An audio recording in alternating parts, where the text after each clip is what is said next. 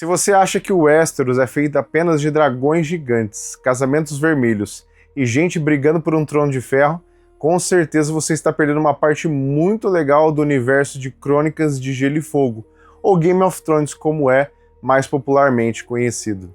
No vídeo de hoje eu vou te dar bons motivos para ler o Cavaleiro dos Sete Reinos, analisar por que ele funciona tão bem e, claro, trazer algumas curiosidades que ligam esses contos diretamente a Game of Thrones e a Casa do Dragão.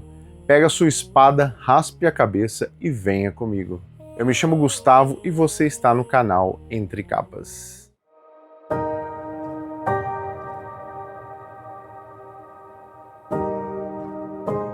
Antes de falarmos propriamente do livro, eu gostaria de trazer 3 curiosidades que vão melhorar um pouco a sua experiência com a leitura, sendo que a última delas é essencial para o seu aproveitamento no livro. Vale lembrar também que esse vídeo não tem spoilers. Nesse canal sou totalmente contra spoilers sem aviso, então fiquem tranquilos. O primeiro de tudo, é bom que você saiba que o livro não foi concebido como um livro comum. Na verdade, o Cavaleiro dos Sete Reinos ele é um compilado de 3 contos escritos por George R. R. Martin em 3 momentos diferentes. O primeiro conto é chamado de O Cavaleiro Andante e foi lançado em 1998, no mesmo ano de A Fúria dos Reis, que é o segundo livro das Crônicas de Gelo e Fogo. O interessante é que esse conto do Cavaleiro Andante foi concebido durante a escrita de Fúria dos Reis. Já o segundo conto, chamado A Espada Juramentada, foi escrito no intervalo de A Tormenta das Espadas, lançado em 2000, e Entre Festim dos Corvos, lançado em 2005. Então, pelas minhas pesquisas aí, ele tem como lançamento em 2003. Já o último conto, no entanto, foi concebido no início da escrita de A Dança dos Dragões, ainda em 2005. E conta-se a história de que Martin tinha finalizado esse conto em apenas alguns meses, ou seja, em novembro de 2005 ele já estava pronto. Mas a história mesmo só foi publicada em 2010 e A Dança dos Dragões somente em 2011. O mais interessante é que esses contos foram publicados em livros de contos que reunia outros autores e não um livro só de contos do George Martin, por exemplo. A segunda coisa importante é você saber em que ano que passa o Cavaleiro dos Sete Reinos, e é em 209 depois da conquista. Caso você não saiba, o sistema principal de datação em Game of Thrones tem como referência principal a conquista de Aegon sobre os Sete Reinos, ou seja, depois da conquista, DC, que também faz uma alusão ao calendário cristão. Só para vocês se situarem, a Dança dos Dragões começa em 129 depois da conquista e termina em 131. Ou seja, a série da HBO, A Casa do Dragão, mostra os Targaryen há mais de 100 anos no poder nesse período. Então, o Cavaleiro dos Sete Reinos está mais ou menos 78 anos à frente desse período, e mais ou menos aí uns 73 anos antes da rebelião de Robert Baratheon, e mais ou menos uns 90 anos antes dos eventos iniciais de Game of Thrones. É muita data, e não há uma opinião única e fechada sobre os anos, e se eu fosse você, eu nem ligaria tanto para os números exatos. O importante mesmo é saber onde que o livro está encaixado nessa linha do tempo. Agora sim, uma dica que eu acho de extrema importância para a experiência do livro, que é saber o que foi a rebelião Blackfyre.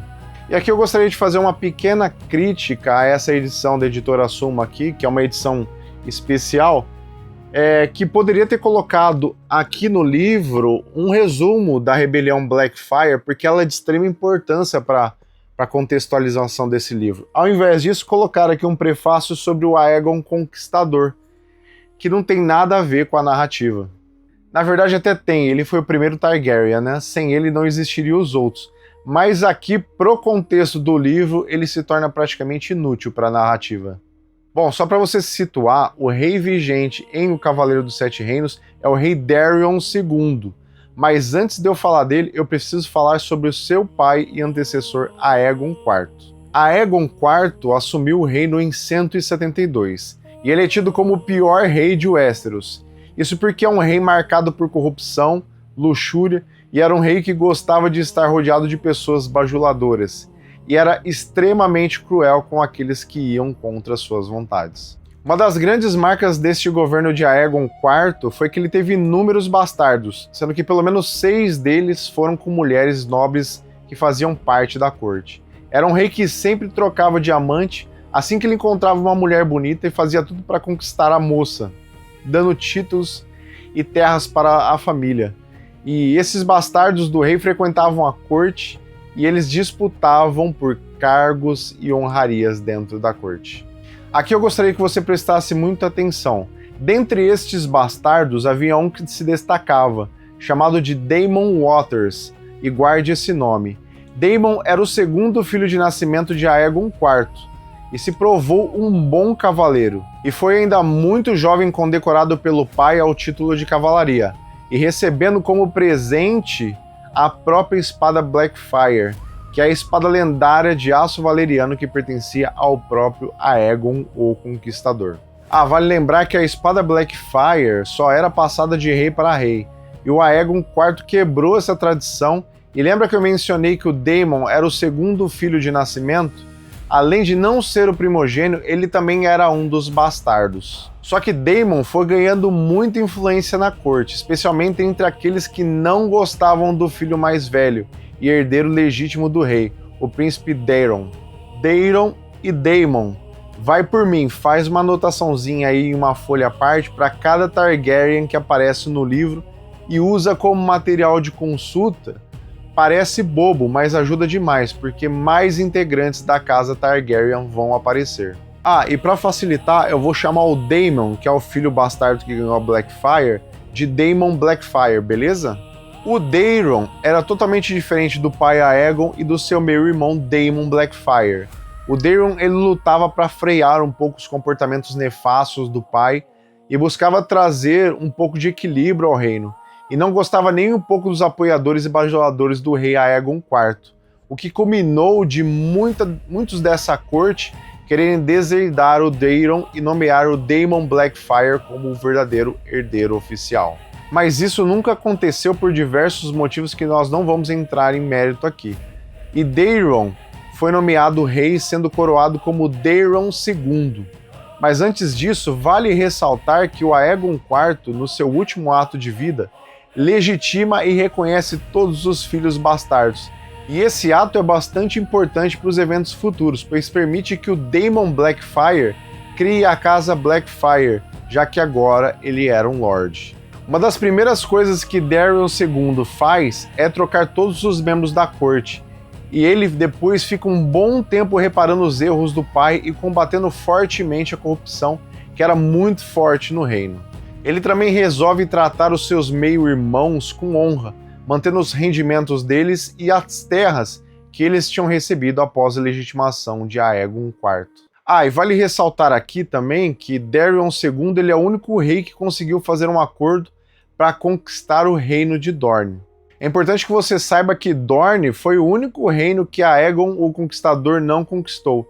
E já haviam tido 3 tentativas frustradas de conquista, mas Daeron II conseguiu estrategicamente e pacificamente anexar Dorne ao reino. Eu estou comentando essa questão de Dorne porque o livro vai mencionar muito os dorneses, e vocês vão perceber como o povo de Westeros tem um pouco de ranço por eles, justamente por eles terem demorado para fazer parte do reino unificado.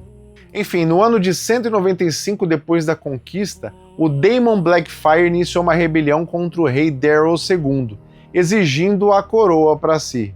Enfim, diversas batalhas foram travadas nesse interim, metade do reino fica dividido, o Daemon Blackfyre recebe muito apoio das casas menores, enquanto as maiores ficam ou neutras ou apoiam o Daeron II, e no final da batalha tudo é resolvido na batalha chamada a Batalha do Campo do Capim Vermelho. Guarde bem este nome para o livro. Nessa batalha, os 2 grandes exércitos se encontraram, levando a vida de mais de 10.000 soldados, e terminando com a vitória do rei Daeron e a morte do próprio Daemon Blackfyre e seus 2 filhos mais velhos. Ufa! Mas por que eu perdi um bom tempo do vídeo explicando sobre essa rebelião? A rebelião Blackfyre e a Batalha do Capim Vermelho são eventos relativamente recentes, quando a história de Duncan e Egg, que são os protagonistas principais do livro, começa. Então eles vão se encontrar com diversos personagens que vão comentar sobre os eventos dessa rebelião e vão encontrar personagens também que serviram a um desses lados e até mesmo que serviram aos dois lados ao mesmo tempo. E o livro vai mostrar quais as consequências respectivas a quem apoiou cada lado. Então é imprescindível estar contextualizado sobre esses eventos, porque o livro talvez vai tentar explicar só no final do terceiro conto o que foi de fato a rebelião Blackfyre e quando já estiver caminhando para o final do livro. Aí o leitor já vai ter perdido uma grande oportunidade de ter entendido as consequências dessa rebelião que trouxe para cada personagem envolvido. Bom, finalmente chegou a hora de falar do livro e no primeiro conto nós vamos conhecer os dois personagens principais dele, que é Duncan o Alto, um cavaleiro andante que começa o livro como um recém-cavaleiro, nomeado pelo seu antigo mestre, o cavaleiro Arlan de Centaur, no qual acabou de morrer, e o livro começa justamente com o Sir Alan sendo enterrado pelo Duncan. E não demora muito para que Duncan conheça a Egg, um menino muito inteligente que insiste em ser escudeiro de Duncan, já que o mesmo é um cavaleiro, e todo cavaleiro de respeito tem que ter um escudeiro, e uma vez formada essa parceria, ambos seguem para a Campina de Valfreixo, participar de uma competição de justas. E aqui eu gostaria de tecer o meu primeiro elogio ao livro, que é justamente a química entre os dois. Como é gostoso ver a relação deles e a personalidade de um complementando o outro. Eu me peguei várias vezes sorrindo com os diálogos entre os dois durante o livro todo. E outra coisa boa, principalmente para mim, é que Duncan é uma bússola moral para mim, igual o Jon Snow, Ned Stark, quem sabe também o Robb Stark. E eu confesso que eu sinto muito dessa necessidade de me conectar com os personagens bons, o que é muito escasso no universo de Game of Thrones, e tanto Duncan como Egg supram essa minha necessidade de poder torcer por alguém, e vai por mim, você vai gostar muito desses dois. O segundo conto, ou o segundo capítulo do livro, que se chama A Espada Juramentada, se passa 1 ano e meio após os eventos de Cavaleiro Andante, e mostra Duncan e Egg juntos todo esse tempo. Só que agora, Duncan é um cavaleiro que jurou a espada para um senhor chamado Sir Eustace Osgrey, um lorde em decadência de pouso veloz. E este é um capítulo particular que explora bastante a política. A gente vê aqui como foram as consequências de quem escolheu o lado perdedor da rebelião Blackfyre, que é um assunto bem forte nesse capítulo, e as consequências disso tudo. O Sir Eustace, ele entra em conflito com uma outra nobre chamada Rohain Weber, que também é conhecida como a Viúva Vermelha. E eu não vou contar aqui, vocês vão precisar ler para saber o porquê ela tem esse nome. Esse é um capítulo que para mim termina de uma forma bem mediana, mas todo o desenrolar da trama até chegar no final compensa esse deslize no desfecho. Acho que poderia ter terminado de uma forma mais épica, mas terminou ok. Entrando no terceiro capítulo, eu gostaria de deixar uma dica muito preciosa. Anote todos os nomes dos personagens que você puder e faça algumas anotações aí para não esquecer quem é quem. Porque olha, no final eu já não sabia quem era quem, porque era muito nome e vai aparecer muitos personagens, principalmente cavaleiros aqui, com estandartes diversos. Aqui, diferente do primeiro capítulo para o segundo, que tem um espaço de tempo de 1 ano e meio, o terceiro capítulo já é logo em seguida do segundo. Duncan e Egg estão a caminho do norte para servir o Lord Baron Stark, que convocou alguns homens para lutar nas rebeliões contra os Greyjoy.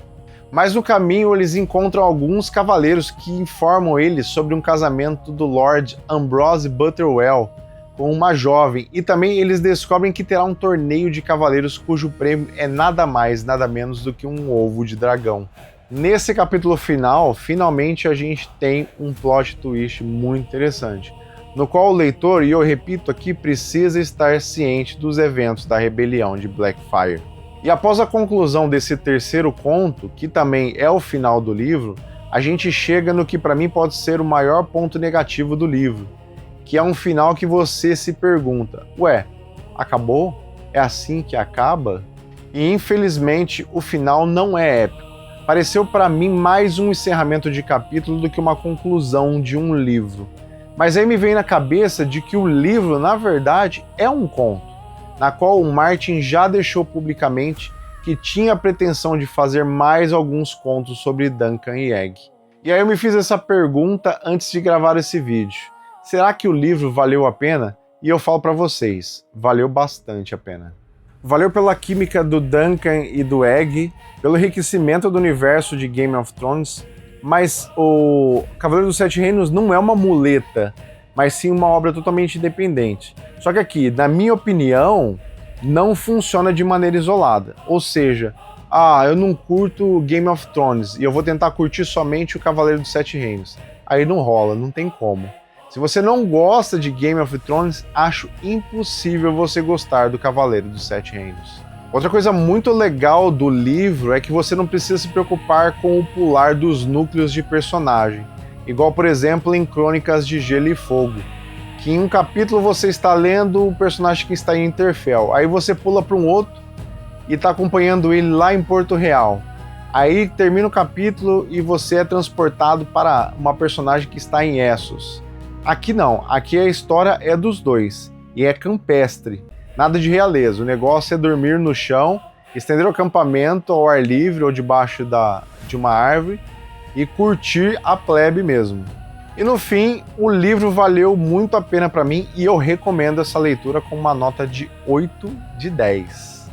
Muito obrigado por você que assistiu o vídeo até aqui, obrigado mesmo de coração, e eu gostaria de te pedir, se não for pedir muito, que você deixe um like nesse vídeo, comenta aí, e se você não for inscrito, se inscreva, por favor, me ajude a crescer. Eu conto muito com a ajuda de vocês. Meu nome é Gustavo, este foi o vídeo do Entre Capas de hoje, e espero vocês no próximo vídeo, e até a próxima capa.